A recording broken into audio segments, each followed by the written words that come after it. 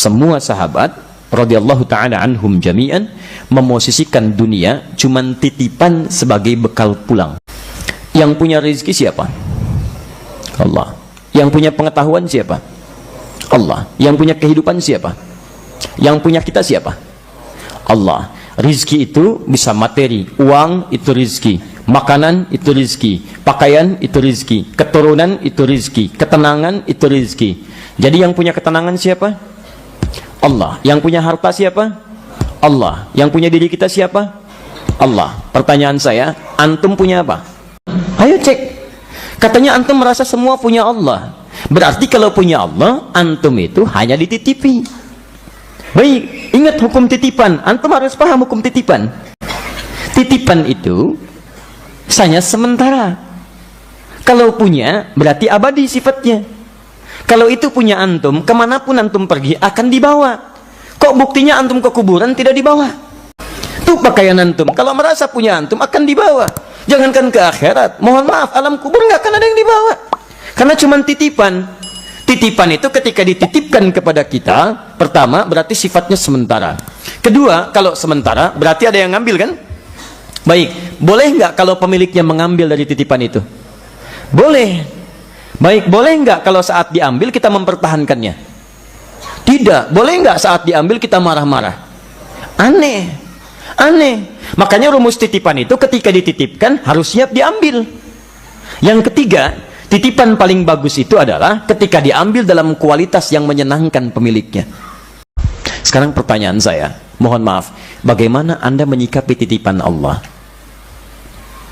Dan yang paling berbahaya adalah ketika seseorang merasa titipan itu bagian dari kepemilikannya, maka itu akan berdampak pada ketidaktenangan dalam kehidupannya. Orang yang merasa memiliki tidak siap ketika diambil oleh pemiliknya. Contoh, seorang sahabat, ini kisah nyata, akan berjuang, anaknya sakit, hebat sekali manhaj ini. Kemudian ketika akan berangkat berjihad, ia ragu karena ingin merawat anaknya. Kata istrinya, papa berjihad. Dalam bacaan kita sekarang, papa berjihad, biarkan mama yang merawat anak kita. Berangkatlah suaminya. Singkat kata, ketika dia berjihad, anaknya meninggal. Perhatikan Bu, bagaimana baktinya seorang istri yang salihah memberikan ketenangan dalam jiwa suaminya.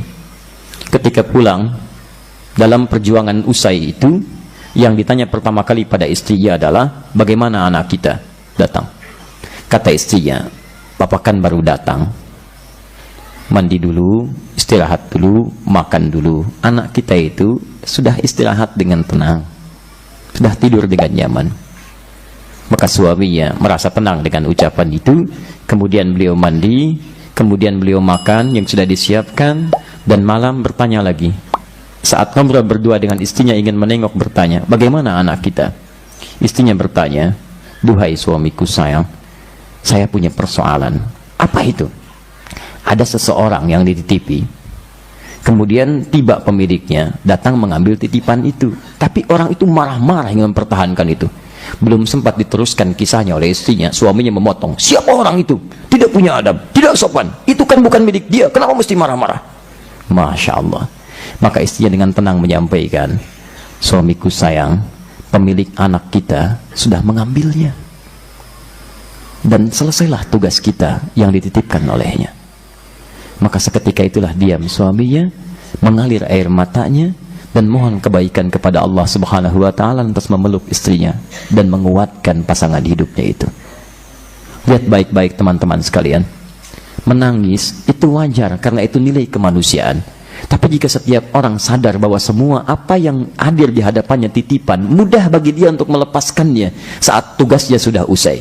Di manhaj pertama, antum mesti memahami semua titipan yang ada pada diri kita cuman sementara. Kalau seperti itu ringan hidup kita, nyaman teman-teman.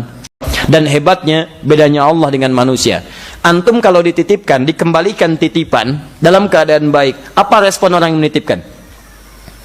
Terima kasih, mengucapkan aja terima kasih, terima kasih. Allah tidak. Begitu antum bersyukur dengan titipan, ditambah oleh Allah, la in syakartum la azidannakum. Begitu di akhirat dikembalikan jadi milik antum selamanya. dan lebih baik daripada keadaan yang saat di dunia. Nah, sekarang saya ingin tunjukkan kepada antum, ini 4 titipan pokok. Antum mesti hati-hati. 1, ada yang dititipkan tenaga.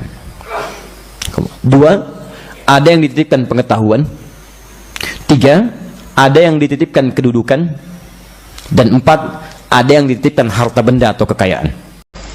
Ingat baik-baik, kalau antum pulang dari sini, coba antum ingat-ingat dari 4 ini, apa yang dititipkan kepada antum. Demi Allah saya katakan, antum mesti kenal betul ini, karena ternyata itulah jalan yang mengantarkan anda ke surga. Titipan itu.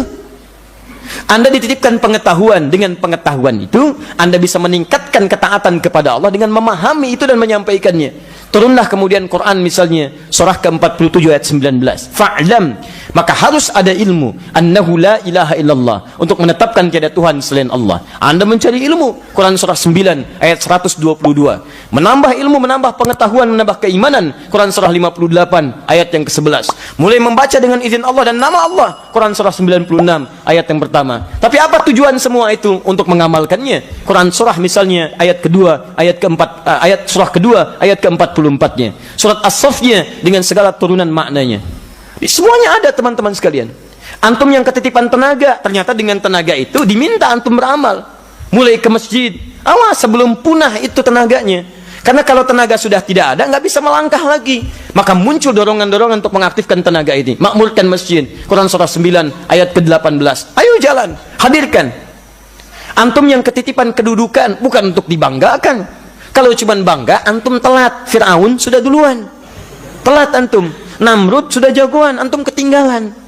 Hukum kedudukan itu hukumnya ada di Quran, misal surah ketiga Ali Imran ayat ke-26. Allah yang titipkan, bukan antum yang minta. Qulillahumma malikal mulki tu'til mulka man tasha wa tanzi'ul mulka mimman tasha. Terserah Allah. Antum keluarkan uang sebanyak-banyaknya untuk dapat kedudukan, kalau Allah tidak berkehendak gak akan jadi antum. Gak akan jadi. Kenapa? Karena Allah yang titipkan. Kadang-kadang ada yang diberikan oleh Allah subhanahu wa ta'ala pada orang baik untuk menyebar kebaikannya. Ada yang diberikan pada orang zalim untuk diketahui kezalimannya. Besok-besok diperbaiki keburukan itu. Jadi indah sebetulnya. Hei antum yang punya titipan kedudukan, gunakan untuk mencari surga antum, karena bakal antum ada di situ. Mumpung masih di atas, sebab kalau sudah turun antum, maka nilai antum akan berubah, kesempatan tidak akan didapati lagi. Harta juga begitu. Begitu dititipkan, sama. Lihat pesan Al-Quran ketika mengisahkan Qarun. Quran surah ke-28 ayat ke-77 itu. Wabtaghi fima ataqallahu daral akhirah wala tansa nasibaka minad dunya. Hei, harta ini itu bekal terbaik kamu mencari surga. Kamu tidak harus melupakan dunia, silahkan dapatkan dunia secukupnya yang kamu perlukan. Anak-anak, ayo, yang terbaik sekolahnya, yang paling bagus, yang mendekatkan dengan Allah. Antum nikmati kehidupan dunia yang sebutuhnya antum wajar dapati. Nabi pernah mengajak Abu Dzar Al-Ghifari. Begitu lihat gunung Uhud, kata Nabi, "Hei Abu Dzar, kalau saya diberikan emas sebesar gunung ini, maka yang pertama saya lakukan adalah memenuhi hajat saya, melunasi hutang-hutang saya. Setelah itu cukup kebutuhan saya berikan kepada orang yang membutuhkannya." Titipan.